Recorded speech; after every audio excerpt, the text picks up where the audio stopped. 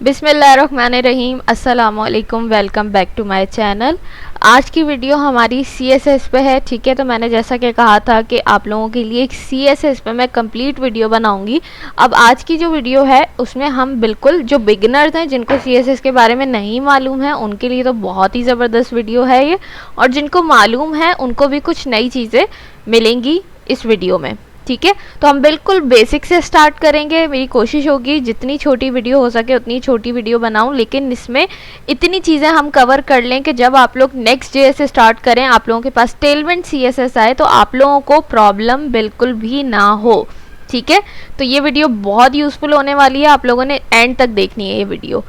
सबसे पहले हम स्टार्ट करते हैं टाइप्स पे। ठीक है, मैं पहले भी ये चीज़ CSS आप लोगों को पढ़ाया है, लेकिन HTML के साथ पढ़ाया था, तो मेरे पास बहुत ज़्यादा कमेंट्स आ रहे थे कि CSS को अलग से भी पढ़ाएं, एक वीडियो बनाएं। तो आज हम उसी को लेके चलने वाले हैं।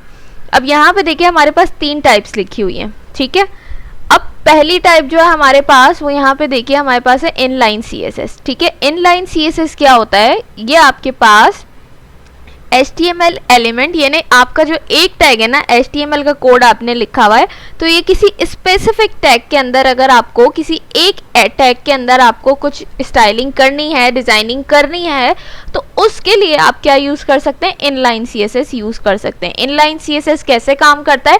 फॉर एग्जाम्पल, आपने एक H1 की हेडिंग बनाई, ठीक है, उसके अंदर आपने कुछ भी लिखा। अब आप उसको, आपके पास आपके पेज पे 3 हेडिंग्स हैं H1 की। अब आप सिर्फ एक हेडिंग जो है, जिसमें फॉर एग्जांपल मेरा नाम लिखा हुआ है सैयदा शान से, आप चाहते हैं कि सिर्फ वो वाली H1 की हेडिंग जो है उसका बैकग्राउंड चेंज हो जाए, उसका कलर चेंज हो जाए, उसका फॉन्ट साइज चेंज हो जाए, तो उसके लिए आप क्या कर सकते हैं? इनलाइन CSS का यूज़ कर सकते हैं। यानी किसी एक टैग को आप टारगेट करने के लिए जो है इनलाइन CSS का यूज़ कर सकते हैं। ठीक हो गया। उसके बाद हम आ जाते हैं इंटरनल CSS पे। इंटरनल CSS क्या है? ये भी सेम इनलाइन CSS की तरह आपके HTML के पेज पे ही आपको काम करना पड़ता है। यानी आपका HTML index.html का पेज है, जिसके अंदर आपने सारा कोड लिखा हुआ है, उसी पेज के अंदर आप CSS करेंगे। ठीक है, अपने प्रोजेक्ट के लिए। लेकिन इसमें डिफरेंस ये है, इनलाइन CSS आप किसी एक टैग के लिए यूज़ कर सकते हैं, जैसे मैंने अभी आपको बताया। लेकिन इंटरनल CSS क्या होगा कि आपके पेज पे 3 H1 की हेडिंग्स हैं, जिसके अंदर अलग अलग काम लिखा है, लेकिन आप चाहते हैं तीनों H1 की हेडिंग का जो CSS है, जो डिज़ाइनिंग है, वो सेम हो। ठीक है, स्टाइलिंग उसकी हम सेम करें। फॉर एग्जाम्पल, उसका बैकग्राउंड ब्लैक रखें हम, उसका टेक्स्ट कलर वाइट रखें हम, उसको बोल्ड रखें हम, उसको अंडरलाइन रखें हम, तीनों को सेम रखें। तो उसके लिए आप क्या करेंगे? 3 टैग हैं आपके पास H1 के, और तीनों में सेम स्टाइलिंग करनी है आपने, तो क्या आप इनलाइन का यूज़ करेंगे? तीनों में जा जाके आप एक एक की स्टाइलिंग करेंगे? नहीं। फिर आप क्या करेंगे? फिर आप इंटरनल CSS का यूज़ करेंगे। आप क्या करेंगे? हेड के टैग के अंदर जाके आप स्टाइल का टैग यूज़ करेंगे, और उसके अंदर आप H1 को मेंशन करके और अपना सारा डिज़ाइन जो आपको बनाना है वो आप वहाँ पे दे देंगे। ठीक है, उसके बाद तीसरी जो टाइप आती है वो एक्सटर्नल CSS, जो कि बहुत ज़्यादा यूज़ होती है, आगे हमें काम आएगी किसमें? हमारे Next.js में भी। ठीक है, तो एक्सटर्नल CSS क्या होती है? सारा काम यही होगा जो इंटरनल CSS में हो रहा है, सेम इसी तरीके से काम चलेगा, लेकिन फ़र्क क्या होगा कि इसके लिए आपको एक अलग जो है फाइल बनानी पड़ेगी, आपको बनानी पड़ेगी CSS की अलग से फाइल। ठीक है, ये वाला जो है एक्सटर्नल CSS, ये आप HTML के पेज पे नहीं लिखेंगे कोड CSS का, इसके लिए आप अलग से एक फाइल बनाएंगे। ठीक है, उसी प्रोजेक्ट के अंदर अलग से एक फाइल बनेगी, जैसे index.html की फाइल बनती है, इसी तरीके से आप कोई भी xyz.css की एक्सटेंशन लगा के एक CSS की फाइल बना देंगे, और उसके अंदर अपना सारा कोड लिखेंगे, और क्या करेंगे? फिर उस फाइल को आप लिंक कर देंगे अपनी HTML की फाइल के साथ। अब इन तीनों के फायदे क्या हैं ये मैं आपको बताती हूँ। ठीक है, जैसे अब ये इनलाइन CSS है, ये सिंगल टैग के लिए यूज होती है। क्लियर हो गई ये चीज़? इंटरनल CSS जो है वो सिंगल पेज के लिए यूज होती है। ठीक है, यानी आपको एक पेज पर रहते हुए सारी CSS करनी है, तो आप इंटरनल CSS यूज करेंगे। एक्सटर्नल CSS का क्या फ़ायदा है, ये मल्टीपल पेजेस के लिए यूज़ होती है। अब फॉर एग्जांपल मैंने एक CSS की फाइल बना ली, उसके अंदर मैंने सारी स्टाइलिंग कर दी, मैंने बैकग्राउंड बता दिया, मैंने बता दिया H1 पे इस तरीके से काम करना है, मैंने बता दिया मैंने जो डिव यूज़ किया उस पर ऐसे काम करना है, प्रोफाइल पिक्चर पे ये करना है, बटन जो बनाया है उस पर ये करना है, सारी मैंने फॉर्मेटिंग कर दी। अब मेरे पास 4 फाइल्स हैं, ठीक है। फॉर एग्जाम्पल होम का टैब है मेरे पास, कॉन्टेक्ट अस का टैब है, सर्विसेज का टैब है, ठीक है। इस तरीके से 3-4 हैं और उन 3-4 पे मैं चाहती हूँ कि यही सेम स्टाइलिंग हो, यानी उन 3-4 पेजेस में जितनी भी H1 की हेडिंग हो उनमें सेम स्टाइलिंग हो, ठीक है। जितनी भी प्रोफाइल पिक्चर्स लगी हो उनके बॉर्डर वगैरह सारी चीज़ें सेम हो। तो अब क्या करूँगी मैं, हर एक के लिए जाके क्या अलग अलग फॉर्मेटिंग करूँगी? नहीं, फिर मैं क्या करूँगी, इस वाली फाइल को हर उस HTML की फाइल के अंदर जाके सिर्फ लिंक कर दूँगी, ठीक है। अब ये जब हम अभी हम प्रैक्टिकल एग्जाम्पल करेंगे तो आपको ज़्यादा अच्छे से समझ में आएगा। इसके अलावा ये तो अभी हम करके देखेंगे सारी चीज़ें। एक्सटर्नल CSS भी देखिए, जो मैं कही थी लिंक करेंगे, आपने सिर्फ क्या करना होगा, HTML की फाइल में जाके ये लिंक देना होगा, दैट्स इट, और कुछ नहीं करना, तो आपका सारा स्टाइल वहाँ पे आ जाएगा। अच्छा, अब कुछ प्रॉपर्टीज़ हैं उनको देख लेते हैं, जो बेसिक प्रॉपर्टीज़ हैं जो बहुत ज़्यादा यूज़ होने वाली हैं, वही हम डिस्कस करेंगे ताकि आप लोगों को आगे प्रॉब्लम ना हो। इसके अलावा और भी प्रॉपर्टीज़ हैं, लेकिन वो क्या है, जब अब हम आगे Next.js पे काम करना स्टार्ट करेंगे, हम जो है सारी चीज़ें बनाएंगे, जैसे आप वेबसाइट बनाएंगे, लेआउट बनाएंगे, जो चीज़ें करेंगे उसमें वो सारी चीज़ें यूज़ होंगी, तो फिर वो साथ साथ आपको पता चलती जाएंगी, ठीक है। अभी हम बेसिक चीज़ें कवर करेंगे।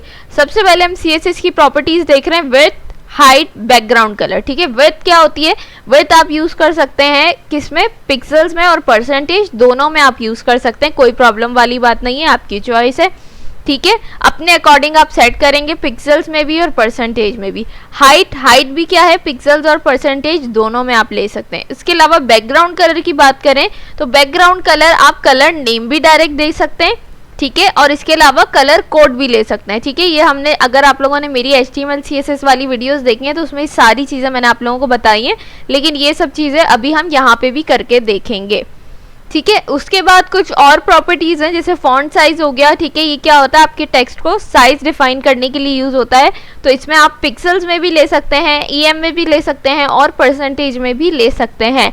वो फिर वही बात है, आप जिस भी चीज़ में लेते हैं आप रख के फिर अपना फॉन्ट साइज चेक कर लें, आपको कितना रखना है उस हिसाब से आप उसको एडजस्ट कर लें।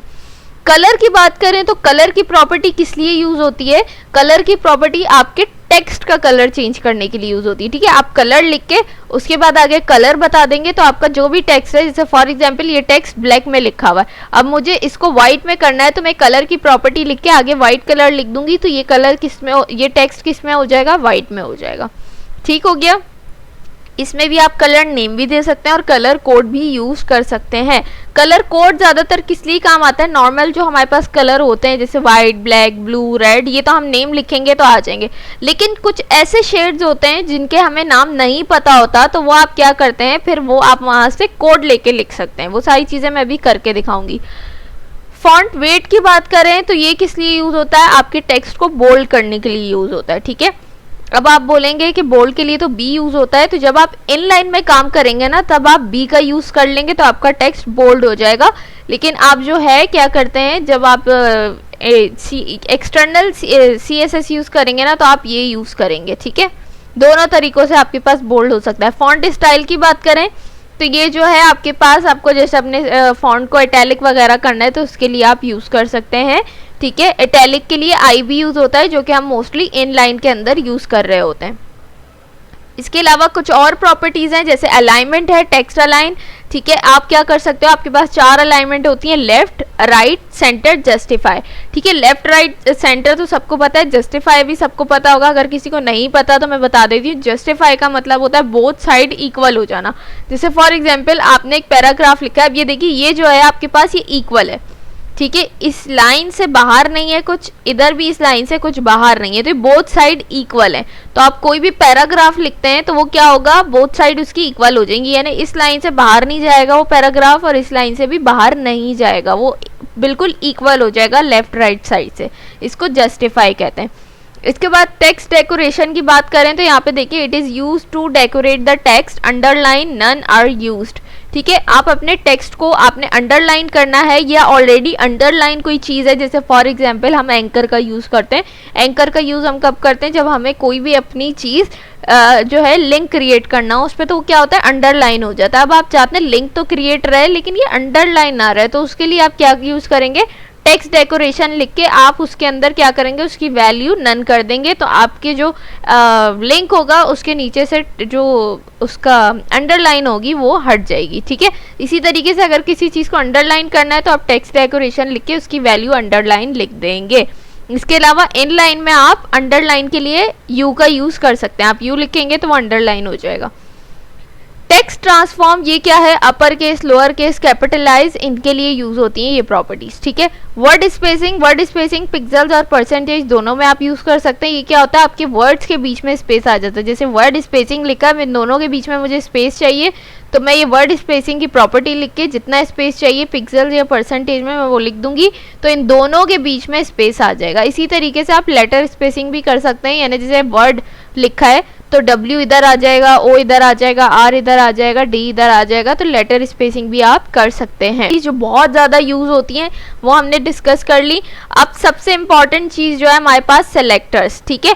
इनका बहुत इंपॉर्टेंट रोल होता है जब आप क्या करते हैं, इनलाइन में तो नहीं लेकिन जब आप इंटरनल या एक्सटर्नल CSS यूज़ करते हैं तो आपके पास सेलेक्टर्स का बहुत इंपॉर्टेंट रोल होता है। ये क्या होते हैं, देखिए हमारे पास दो मेन सेलेक्टर्स होते हैं, होते तो बहुत सारे हैं लेकिन जो यूज़ होते हैं ना मेन, वो दो होते हैं।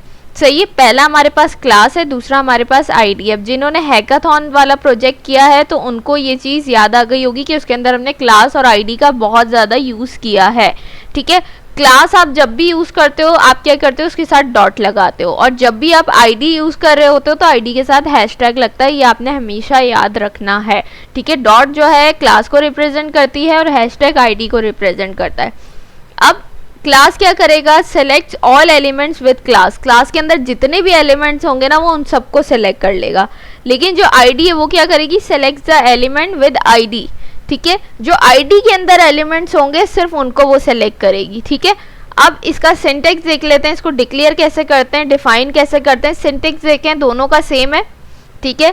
यहाँ पे सिर्फ फर्क क्या है, क्लास के लिए डॉट लगेगा, आईडी के लिए हैशटैग लगेगा। बाकी जो भी आपकी क्लास का नेम होगा वो आपने लिख के, बाकी सिंटेक्स सेम है। इसी तरीके से आईडी का भी सिंटेक्स सेम है। एग्जाम्पल दी हुई है, जैसे हमारी क्लास का नेम माई क्लास था तो मैंने डॉट माई क्लास रख के यहाँ पे सारी उसकी स्टाइलिंग कर दी। इसी तरीके से आईडी का नेम माई आईडी था तो मैंने हैशटैग माई आईडी लिख के सारी स्टाइलिंग कर दी। अब HTML के अंदर जहाँ भी मेरी माई आईडी होगी उस पर सारा डिज़ाइन अप्लाई हो जाएगा। इसी तरीके से HTML के अंदर माई क्लास के नेम से मेरी जो भी क्लास होगी उस पर सारा स्टाइल अप्लाई हो जाएगा। ठीक है। तो और एक चीज़ यहाँ पे और देख लीजिए क्लास और आईडी में कि क्या कह रहा है, class can be called multiple times. ठीक है। यानी क्लास को आप बार बार यूज़ कर सकते हैं। फॉर एग्जाम्पल आपने एक क्लास बना ली, ये वाली माई क्लास, इसके अंदर आपने बैकग्राउंड कलर ब्लैक दे दिया, टेक्स्ट का कलर वाइट दे दिया, आपने बोला मेरा टेक्स्ट बोल्ड होना चाहिए, सेंटर होना चाहिए, ये सारी चीज़ें आपने बता दी। अब आप क्या कर रहे हो, एक डिव बनाया आपने, माई क्लास इज कॉल्ड हियर, उसमें आपने ये टेक्स्ट लिखा। ठीक है। अब इस पर आपने क्लास अप्लाई कर दी माई क्लास, तो क्या होगा, ये जो टेक्स्ट होगा हमारा इसका बैकग्राउंड ब्लैक होगा, ये टेक्स्ट मुझे व्हाइट में दिखेगा, बोल्ड होगा और सेंटर में होगा। ठीक है।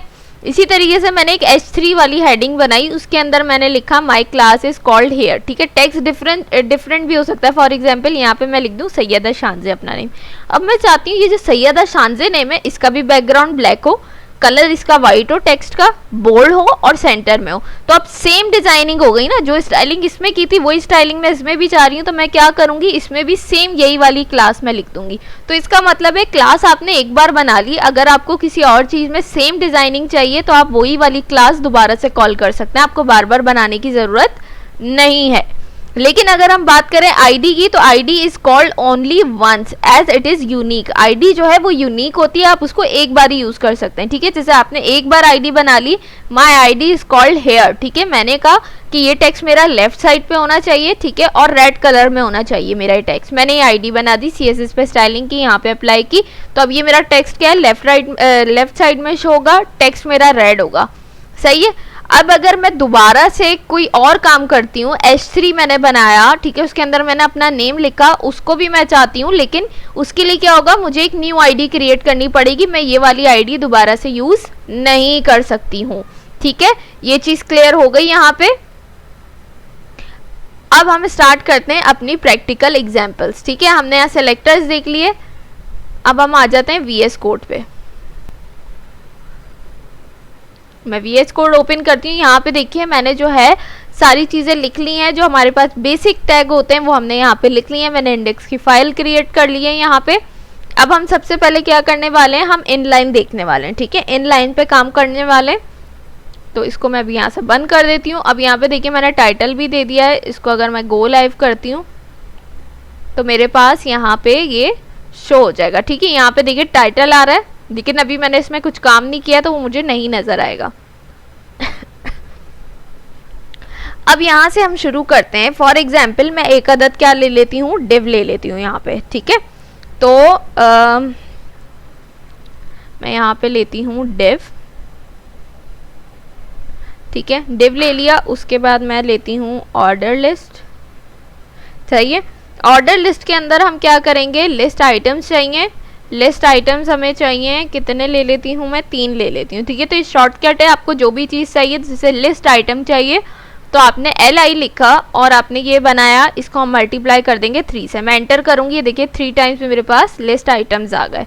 ठीक हो गया।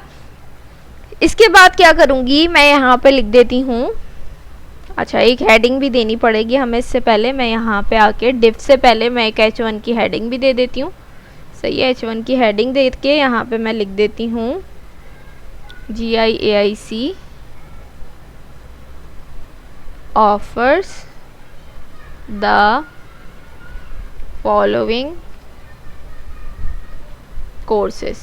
ठीक है, इस तरीके से मैंने हेडिंग दी। उसके बाद मैं एक डिव बना रही हूँ जिसके अंदर ऑर्डर लिस्ट है। ऑर्डर लिस्ट के अंदर लिस्ट आइटम्स आ गए। अब इसके अंदर आप नेम लिख दें कोर्सेज का कि कौन कौन से कोर्सेज करा रहे हैं। ठीक है,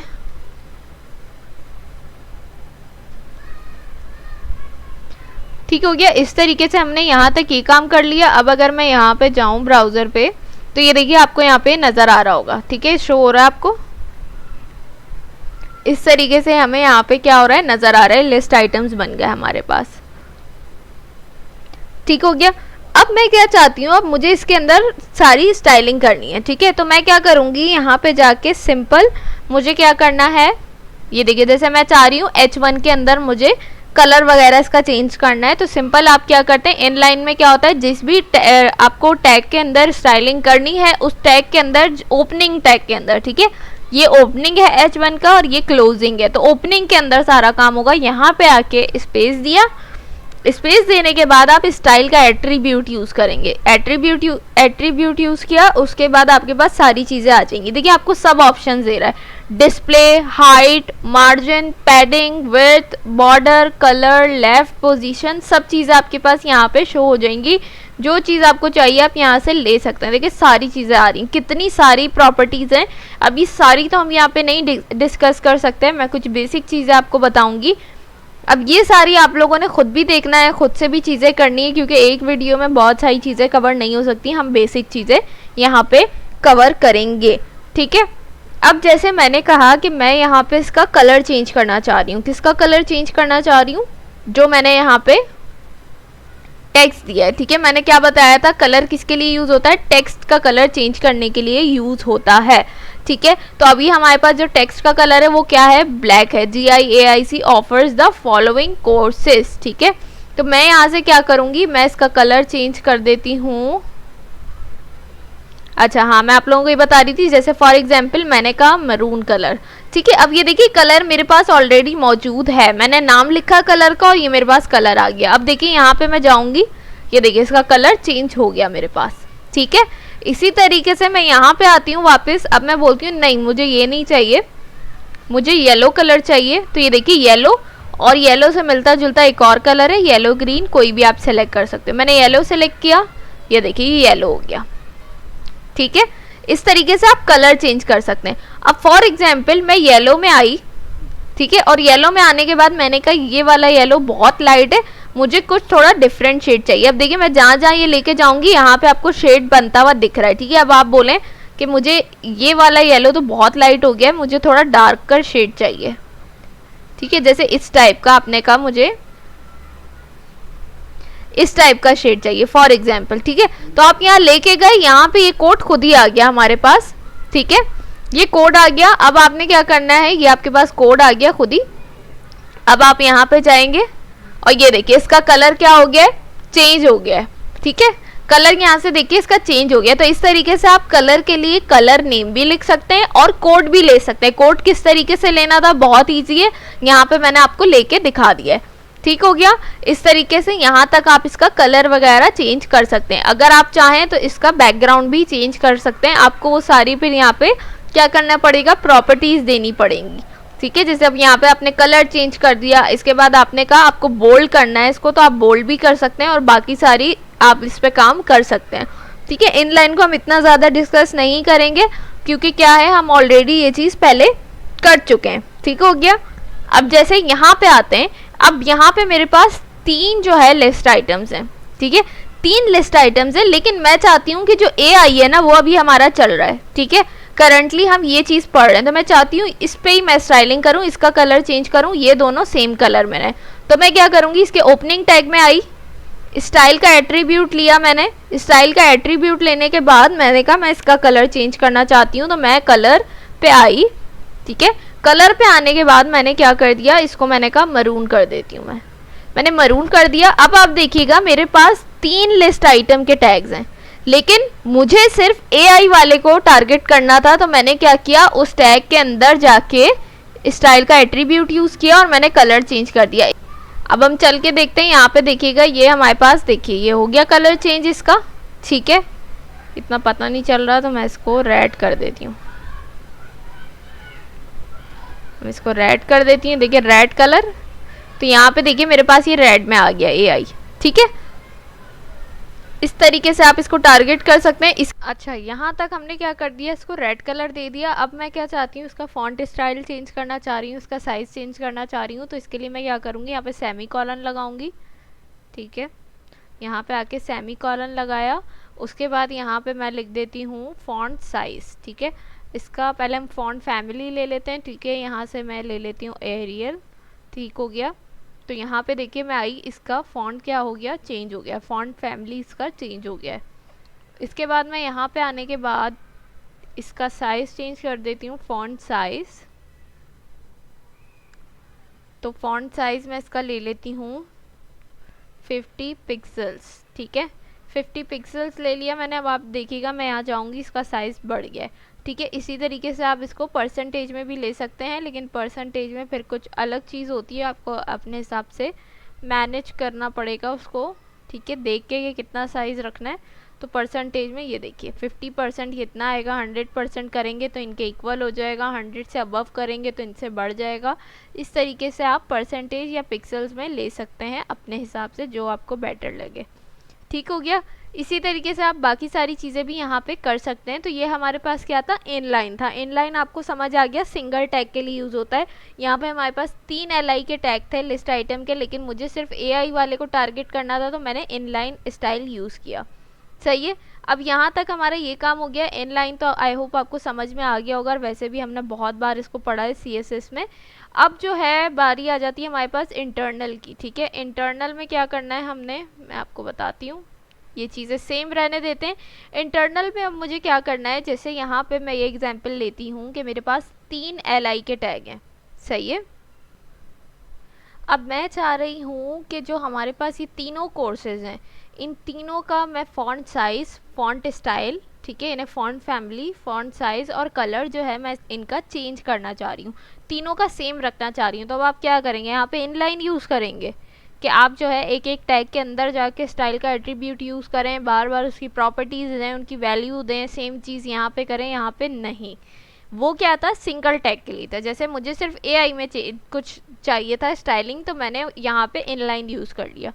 लेकिन अब मुझे इन तीनों पे चाहिए, ठीक है। तो तीनों के लिए मैं क्या करूँगी, मैं यूज़ करूँगी इंटरनल CSS का। इंटरनल CSS मैंने आपको क्या बताया कि सिंगल पेज के लिए यूज़ होता है। अब ये मेरे पास एक सिंगल पेज है पूरा, ठीक है, index.html का। मुझे सिर्फ इसके अंदर स्टाइलिंग करनी है, मुझे सिर्फ इसके अंदर जो लिस्ट आइटम्स हैं या जो H1 है, मैं सिर्फ इसके अंदर स्टाइलिंग करना चाह रही हूँ। तो मैं क्या करूँगी, मैं इंटरनल CSS यूज़ करूँगी। तो अब कैसे यूज़ करेंगे उसको, हेड के टैग के अंदर आपने आना है, जहाँ ये टाइटल दिया हुआ है, उसके बाद मैं यहाँ आ जाती हूँ, थोड़े स्पेसेस ज़्यादा देती हूँ ताकि क्लियर नज़र आए।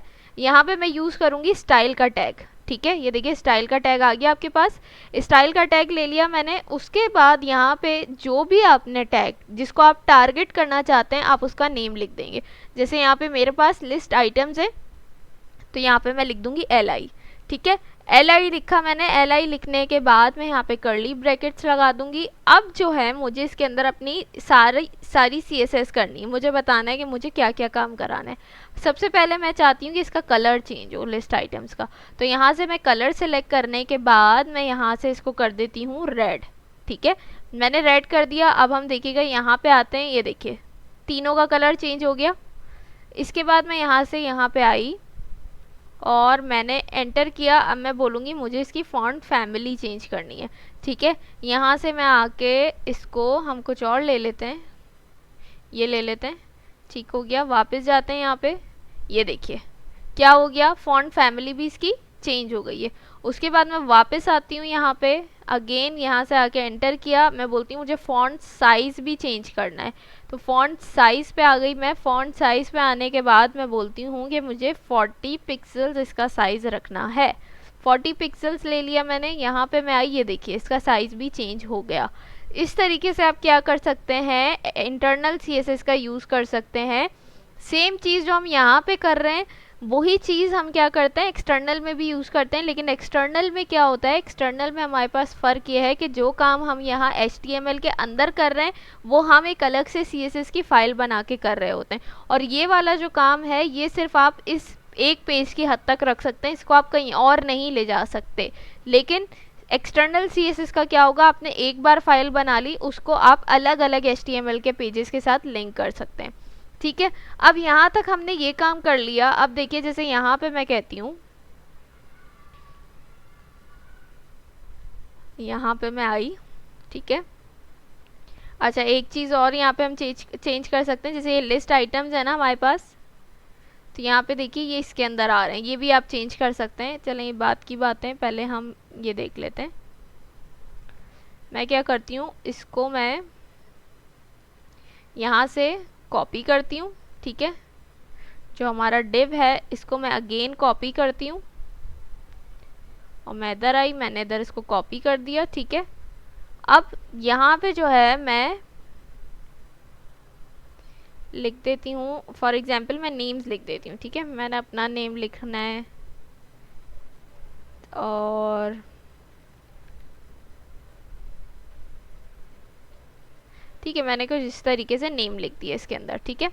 अब यहाँ पे मैं जाऊँगी तो आप देखिए दोनों लिस्ट आइटम्स पे क्या हो रहा है, ये अप्लाई हो रहा है, क्योंकि वहाँ पे हमने क्या किया, हमने सिर्फ उसको ऊपर बता दिया कि LI के नेम से जो भी टैग हो उस पर ये अप्लाई कर दो। अब LI के नेम से मैं जितने भी टैग्स बनाती जाऊँगी सब पे अप्लाई होता रहेगा। लेकिन अब मुझे चाहिए कि मैं चाहती हूँ सिर्फ इस वाले पे ये अप्लाई हो, ये जो दूसरा वाला है इस पर ये अप्लाई नहीं हो। तो उसके लिए मुझे क्या करना पड़ेगा, अब इस सिचुएशन में हमारे पास यूज़ हो रही होती है क्लासेस और IDs, ठीक है। इस सिचुएशन में हमारे पास क्लासेस और IDs यूज़ हो रही होती हैं, तो अब हम क्या करेंगे, क्लास बना देंगे, सही है। क्लास कैसे बनाएंगे, जैसे ये मेरा डिव है पहला वाला, यहाँ पे मैं आई, ओपनिंग टैग के अंदर इसके मैं लिखूँगी क्लास। क्लास लिखा मैंने और क्लास लिखने के बाद मैं क्या करूँगी, इसको नेम दे दूँगी, ठीक है। जैसे मैं दे दूँगी इसको माय क्लास 1, ठीक है। ये मैंने नेम दे दिया, ये मैंने एक अदद क्लास बना ली। अब मैं क्या करूँगी, इस क्लास नेम को मैं यहाँ से कॉपी करती हूँ, ठीक है। और मैं यहाँ पे अब ये LI नहीं लगाऊंगी, अब मुझे यहाँ पे क्लास नेम देना है। मैं उसको बता रही हूँ कि इस नेम की जो मेरी क्लास जहाँ पे भी बनी है ना, ये डिज़ाइन उस पर जाके अप्लाई कर दो, ठीक है। तो अब मैं क्या करूँगी, क्लास मैंने आपको क्या बताया था, हमेशा डॉट के साथ लगती है। आपने सबसे पहले डॉट लगाना है, डॉट लगाने के बाद जो भी आपने अपनी क्लास का नेम लिखा है वो यहाँ पे लिख देना है, ठीक है। अब मैंने लिख दिया। अब आप देखिएगा मैं यहाँ पे आती हूँ ब्राउज़र पे, ये देखिए डिफरेंस नज़र आ गया आपको। अब क्या हुआ है, LI वो ये भी लिस्ट आइटम्स है, ये भी लिस्ट आइटम्स है, लेकिन इस पे मैंने क्या किया, क्लास बना दी। तो वो क्या कर रहा है, जो क्लास मैच कर रही है उस पर सिर्फ सारा स्टाइल अप्लाई कर रहा है। इस पर मैंने कोई क्लास नहीं बनाई तो इस पर अप्लाई नहीं कर रहा। अब मैं इसमें भी आके एक अदद क्लास बना देती हूँ। इसका जो ओपनिंग टैग है इसके अंदर मैं आके क्लास बना देती हूँ, मैंने लिखा क्लास, और यहाँ पे भी मैं इसको नेम दे देती हूँ माई क्लास 2, ठीक है। अब अगर मैं इसको भी माई क्लास 1 कर दूंगी ना, तो आप देखिएगा ये इस पर भी अप्लाई हो जाएगा। ये देखिए नीचे, जैसा कि मैंने आपको कहा कि क्लास क्या है, आप यूज़ कर सकते हैं, ठीक है। इसको बार बार आप कॉल कर सकते हैं, मल्टीपल टाइम्स आप इसको यूज़ कर सकते हैं, लेकिन आईडी नहीं यूज़ कर सकते। तो हमने क्या किया, क्लास को दोबारा यूज़ कर लिया। लेकिन मैं चाहती हूँ इस वाले लिस्ट आइटम पे कुछ और डिज़ाइन अप्लाई करूँ, तो मैंने माई क्लास 2 के नेम से एक क्लास बना ली, ठीक है। अब इसके लिए मैं क्या करूँगी, यहाँ से मैं आऊँगी, इधर डॉट लगाया मैंने और मैं लिखूँगी माई क्लास 2, ठीक है। इस तरीके से करने के बाद मैं यहाँ पे आ गई, लिखना ना पड़े, कॉपी करते हैं। यहाँ पे मैं आके इसको पेस्ट करती हूँ। अब जो कलर है मेरे पास, मैं कलर चेंज कर देती हूँ यहाँ से। क्या हो रहा है, ठीक है। कलर मैं यहाँ से चेंज कर देती हूँ। कलर मैं इसको बोलती हूँ ब्लू, ठीक है। कलर मैंने इसका ब्लू ले लिया। फॉन्ट फैमिली सेम रहने देते हैं। साइज जो है मैं इसका 20 कर देती हूँ, सही है। अब ये मैंने माई क्लास 2 रख दी है। दोनों लिस्ट आइटम्स ही आपके सामने, लेकिन दोनों की क्लासेस अलग अलग बना दी हैं और मैं क्लासेस पे अब डिज़ाइनिंग कर रही हूँ, सारी स्टाइलिंग कर रही हूँ। अब आप देखिएगा, ये देखिए, ये माई क्लास 1 वाला काम है और ये माई क्लास 2 वाला काम है, ठीक है। तो इस तरीके से आप क्या करते हैं, क्लासेस यूज़ करते हैं और इसी तरीके से आपके पास क्या होती हैं, आईडीज़ भी यूज़ होती हैं, ठीक है। इसी तरीके से आप क्या कर सकते हैं, आईडी भी बना सकते हैं। जैसे अब हमारे पास ये लिस्ट आइटम आ गए, ठीक है। और अगर मैं इसके अंदर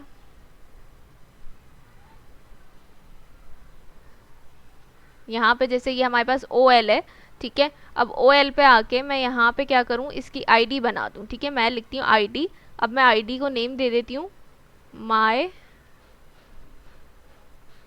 ID 1, ठीक है। मैंने लिख दिया माई ID 1। तो अब यहाँ पे देखिए, मैं आती हूँ तो अभी भी अप्लाई हुआ है, लेकिन अब जैसे ही मैं यहाँ पे क्या करूँगी, माई ID 1 की क्लास बनाऊँगी, ठीक है। क्योंकि क्लास क्या करती है, क्लास के अंदर जितने भी एलिमेंट्स हैं वो सबको टारगेट करती है। तो क्लास के अंदर हमारे पास क्या है, सब चीज़ें आ रही हैं।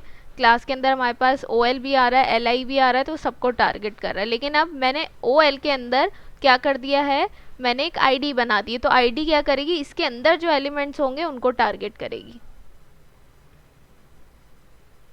यहाँ से हम आए, मैं हैशटैग लगाती हूँ। हैशटैग लगा के मैं लिखूँगी माई ID 1, ठीक है। यही नेम है हमारी आईडी का। और यहाँ से आके मैं इसका कलर चेंज करती हूँ। कलर मैं इसका रखती हूँ ये, ठीक है। तो अब आप देखिएगा, हम यहाँ पे आते हैं, ये देखिए इसका कलर चेंज हो गया, ठीक है। बाकी सारी चीज़ें सेम है, सिर्फ कलर चेंज हो गया। अब कलर क्यों चेंज हो गया, क्योंकि हमने आईडी लगा दी। बाकी सारी चीज़ें सेम क्यों है, क्योंकि आप देखिए माई क्लास 1 पे मैंने कलर अप्लाई किया था, मैंने फॉन्ट फैमिली अप्लाई की थी, फॉन्ट साइज अप्लाई किया था। अब माई क्लास 1 देखिए मैंने कहाँ लगाई है, मैंने इस डिफ पे लगाई है। इस डिफ के अंदर क्या क्या आ रहा है, हमारे पास OL भी आ रहा है और LI भी आ रहा है। तो यानी इस पे जो भी मैंने डिज़ाइनिंग की है वो इस सब पे अप्लाई हो रही है, ठीक है। लेकिन अब मैंने क्या किया, मैंने इस OL के अंदर एक आईडी बना दी और उस आईडी का अलग स्टाइलिंग की मैंने। तो अब ये आईडी किसको टारगेट करेगी, आईडी इसके अंदर जो एलिमेंट्स होंगे उनको टारगेट करेगी, ठीक है। तो क्लास क्या करती है, क्लास ओवरऑल जितने भी एलिमेंट्स होंगे उसके अंदर सबको टारगेट करेगी, और आईडी क्या करेगी, आईडी के अंदर जो एलिमेंट्स होंगे वो सिर्फ उनको टारगेट करेगी। तो इस तरीके से हमने क्या किया, आईडी में सिर्फ कलर चेंज किया है, तो उसने यहाँ से इनके कलर्स चेंज कर दिए, लेकिन बाकी सारी चीज़ें जो क्लास में थी वो इस पर अप्लाई हो रही हैं, ठीक है। तो इस तरीके से आप क्या कर सकते हैं, क्लासेस का भी यूज़ कर सकते हैं और क्या कर सकते हैं, आप आईडी का भी यूज़ कर सकते हैं, सही है। तो ये हमारे पास क्या थी, इंटरनल CSS थी। अब हम बात करते हैं किसकी, एक्सटर्नल CSS की। तो एक्सटर्नल CSS में कुछ भी मुश्किल नहीं है। मैं अगर आपको बहुत इजी करके समझाऊं तो मैं यहाँ से यही कोड जो मैंने यहाँ पे लिखा है ये सारा मैं कॉपी करती हूँ, ठीक है।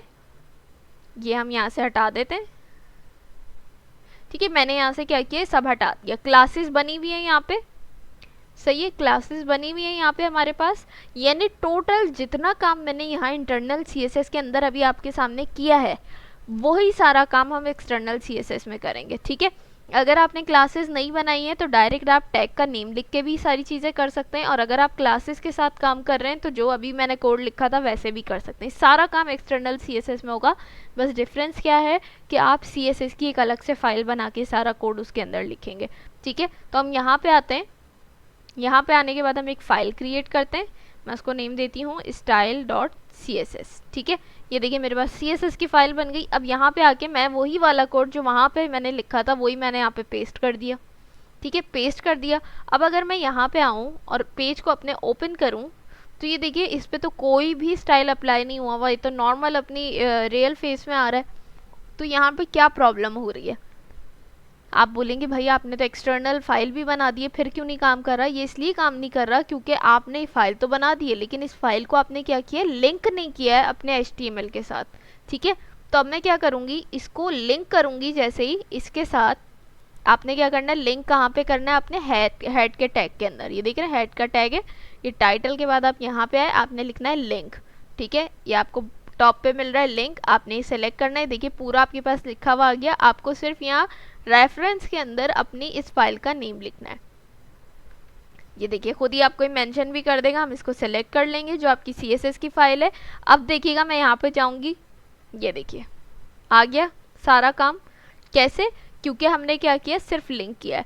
तो यहाँ पे ये किस लिए यूज़ हो रहा होता है, ये मल्टीपल पेजेस के लिए यूज़ हो रहा होता है। यहाँ पे हमने एक फ़ाइल क्रिएट कर दी, सारा स्टाइल बना लिया इसके अंदर, और अब मैं इसके ऊपर अप्लाई कर रही हूँ। सिर्फ यहाँ पे HTML की फ़ाइल के अंदर आपने इसको लिंक करना है, बाकी आपने कोई भी काम नहीं करना है HTML की फ़ाइल के अंदर।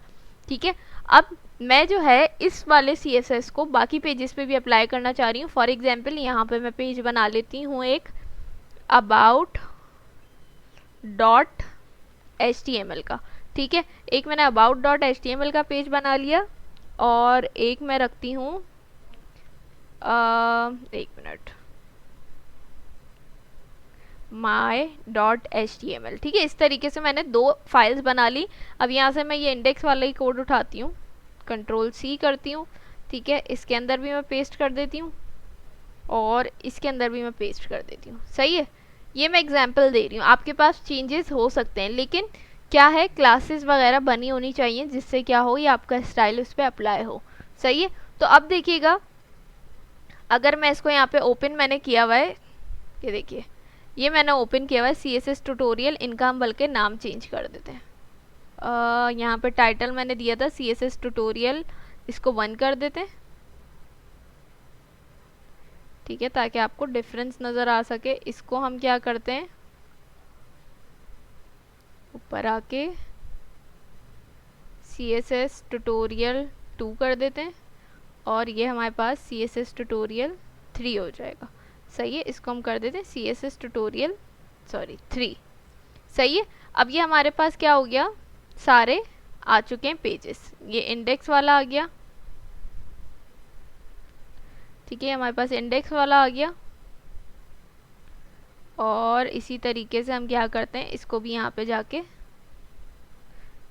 कॉपी पाथ कर लेते हैं इसको। ठीक है, ये देखिए आपके पास शो हो रहा है ये भी, और इसको भी हम क्या करते हैं, कॉपी पाथ किया हमने यहाँ से, और यहाँ से ये पेस्ट कर दिया। ठीक है, तो ये CSS ट्यूटोरियल 3, CSS ट्यूटोरियल 2 और CSS ट्यूटोरियल 1 हमारे पास शो हो रहा है। इसको भी मैं थोड़ा सा जूम करती हूँ ताकि दोनों चीज़ें विजिबल हों आपको। 150, 150, इसको भी हम 150 पे ले आते हैं। ठीक है, तो ये देखिए हमारे पास तीनों शो हो रहे हैं, लेकिन हो क्या रहा है यहाँ पे, अभी तो ये काम कर रहा है। क्यों? क्योंकि यहाँ पे ऑलरेडी लिंक हुआ हुआ है। अब देखिए जैसे फॉर एग्जांपल ये माय वाले से मैं इसको हटा देती हूँ। ठीक है, अब मैंने क्या किया, my.html से इस फाइल को हटा दिया। ठीक है, about.html पे लिंक हुआ हुआ है CSS, index.html पे भी ये CSS लिंक हुआ हुआ है, और my.html पे ये लिंक नहीं हुआ हुआ। ठीक है, इसको मैं यहाँ से रिफ्रेश भी कर देती हूँ। ये देखिए इसको भी रिफ्रेश कर देती हूँ, इसको भी रिफ्रेश कर देती हूँ। ठीक है, तो अब देखिए ये CSS ट्यूटोरियल 1 जिस पे हमारा CSS लिंक हुआ हुआ है उस पर देखिए काम कर रहा है। CSS ट्यूटोरियल 2 पे भी ये लिंक हुआ हुआ है, तो ये देखिए काम कर रहा है। लेकिन जो CSS ट्यूटोरियल 3 है हमारा, उस पर ये काम नहीं कर रहा। क्यों नहीं काम कर रहा? क्योंकि यहाँ पे लिंक्ड नहीं है। तो हम क्या करेंगे, यहाँ से इसको वापस लिंक कर देते हैं। हमने यहाँ पे इसको इसके साथ लिंक कर दिया। अब मैं यहाँ पे वापस जाती हूँ CSS ट्यूटोरियल 3, मैं इसको रिफ्रेश करती हूँ और ये देखिए सारा स्टाइल यहाँ पे क्या हो गया, अप्लाई हो चुका है। तो ये तीनों फाइल्स पे हमारे पास क्या है, सेम स्टाइल अप्लाई हो रहा है। तो इसलिए कहा जाता है कि जो एक्सटर्नल CSS होती है हमारे पास, वो किस लिए यूज़ हो रही होती है, वो हमारे पास यूज़ हो रही होती है किस काम के लिए, हमारे मल्टीपल पेजेस के लिए। ठीक है ना, आपने एक बार स्टाइल बना लिया, आप उसको मल्टीपल पेजेस पे यूज़ कर सकते हैं। ये काम आप इंटरनल और इनलाइन में यूज़ नहीं कर सकते, वो सिंगल पेज सिंगल टैग के लिए होता है। लेकिन एक्सटर्नल CSS मल्टीपल पेजेस के लिए यूज़ होती है हमारे पास। ठीक हो गया। इसके अलावा जो है हमारे पास एक और एट्रीब्यूट आता है, वो क्या होता है हमारे पास, वो हमारे पास होता है यूनिवर्सल। ठीक है, अब उसका क्या काम होता है, वो होता है आपके पास सारे एलिमेंट्स पे अप्लाई हो जाता है। ठीक है, तो वैसे तो हम जो है ये दो सिलेक्टर्स हमारे पास मोस्टली यूज़ हो रहे होते हैं, जो कि क्या होते हैं हमारे एक क्लास और एक आईडी। ठीक है, अब यूनिवर्सल जो होता है ना, वो हमारे पास सब पे अप्लाई हो जाता है। जैसे मैं यहाँ पे अगर आऊँ और मैं यहाँ पे यूनिवर्सल क्या होता है आपने लगाया, ठीक है, उसके बाद करली ब्रैकेट्स। अब आप जो भी कोड लिखोगे ना इसके अंदर, वो क्या होगा, आपके पास जितने भी एलिमेंट्स होंगे ना आपकी फाइल के अंदर, उन सब पे अप्लाई हो जाएगा। जैसे मैं लिख दूँ बैकग्राउंड कलर, ठीक है, मैंने बोला बैकग्राउंड कलर जो है एक्वा कर दो, सही है। तो अब देखिएगा मैं यहाँ पे आती हूँ, ये देखिए क्या हो गया, बैकग्राउंड कलर क्या हो गया, इसका एक्वा हो गया, पूरे का एक्वा हो गया। यहाँ पे मैं आई, ठीक है, इसका भी देखिए ये हो गया। यहाँ पे मैं आई, इसको भी मैं रिफ्रेश करूँगी, इसका भी एक्वा हो गया। ठीक हो गया। इस तरीके से वो क्या होगा, पूरे आपके एलिमेंट्स पे अप्लाई हो जाएगा। अब जैसे मैं बोलूँगी कि फॉन्ट कलर जो है हमारे पास, फॉन्ट कलर सेलेक्ट करते हैं, कलर मैं बोल देती हूँ कि आप इसका कर दो पिंक। ठीक है, मैं इसलिए ऐसे कलर रख रही हूँ ताकि वो नज़र आ सके। मेरे ख्याल से पिंक नज़र नहीं आएगा, रेड कर देते हैं, रेड कर दो। तो अब आप देखिएगा मैं यहाँ पे आई, ये देखिए अब क्या हो गया, इसने सबको रेड कर दिया। सबको रेड कर दिया से क्या मतलब है, ये तो हमारे पास चलो लिस्ट आइटम्स थे, ये भी लिस्ट आइटम्स थे, लेकिन ये देखिए ये हमारे पास H1 थी, लेकिन इसने क्या किया, H1 LI जितने भी हमारे पास, यानी यूनिवर्सल जो आपके पास सेलेक्टर है, वो क्या होता है, वो आपने अगर इस तरीके से कर दिया, ठीक है, ये यूनिवर्सल सेलेक्टर कहलाता है हमारे पास। जैसे क्लास हम डॉट से रिप्रेजेंट करते हैं, हैशटैग जो है वो आईडी को रिप्रेजेंट करता है, इसी तरीके से हमारे पास यूनिवर्सल होता है। इससे क्या होता है कि इसके अंदर आप जो भी चीज़ लिखेंगे ना, वो आपके पूरे प्रोजेक्ट पे अप्लाई हो जाएगा। यानी उसके अंदर आपने कुछ भी है, आपके पास H1 की हेडिंग है, H2 की हेडिंग है, आपके पास जो जो चीज़ें सब पे अप्लाई होता रहेगा। ठीक है, तो ये मैं आपको इसलिए बता रही हूँ कि आप लोगों को पता होना चाहिए यूनिवर्सल क्या होता है। लेकिन मोस्टली जो हमारे पास यूज़ हो रहा होता है वो हमारा क्या होता है, हमारे पास यही यूज़ हो रहे होते हैं, क्लास और आईडी, और यही चीज़ हमारे पास Next.js में भी यूज़ होगी। ठीक है, तो इस तरीके से हमारे पास ये छोटी सी वीडियो थी जिसके अंदर हमने सीखा कि HTML और CSS जो है उसकी कितनी टाइप्स होती हैं और किस काम आती हैं वो, और किस किस तरीके से यूज़ कर सकते हैं। इंपॉर्टेंट सेलेक्टर्स जो होते हैं हमारे पास क्लास और आईडी, जो कि आपके Next.js में बहुत ज़्यादा यूज़ होने वाले हैं, जो अभी हमारे पास हैकाथॉन में भी यूज़ हुए हैं। तो आप लोगों को काफ़ी प्रैक्टिस उससे भी हो चुकी होगी, लेकिन कॉन्सेप्ट क्लियर नहीं होगा क्लास और आईडी का। लेकिन अब आप लोगों का कॉन्सेप्ट क्लियर हो चुका होगा कि क्लास क्या होती है, आईडी क्या होती है, और उसको किस तरीके से यूज़ करते हैं। क्लास हमेशा डॉट के साथ लगती है और आईडी जो है हमेशा हैशटैग के साथ यूज़ होती है। ठीक हो गया, तो इस वीडियो को यहीं पे एंड करते हैं। अगर ये वीडियो आपको अच्छी लगी है तो लाइक कमेंट शेयर करना मत भूलिएगा। इंशाल्लाह आप लोगों से नेक्स्ट वीडियो में मुलाकात होगी, तब तक अपना बहुत सारा ख्याल रखिएगा, मुझे अपनी दुआओं में याद रखिएगा। अल्लाह हाफिज़।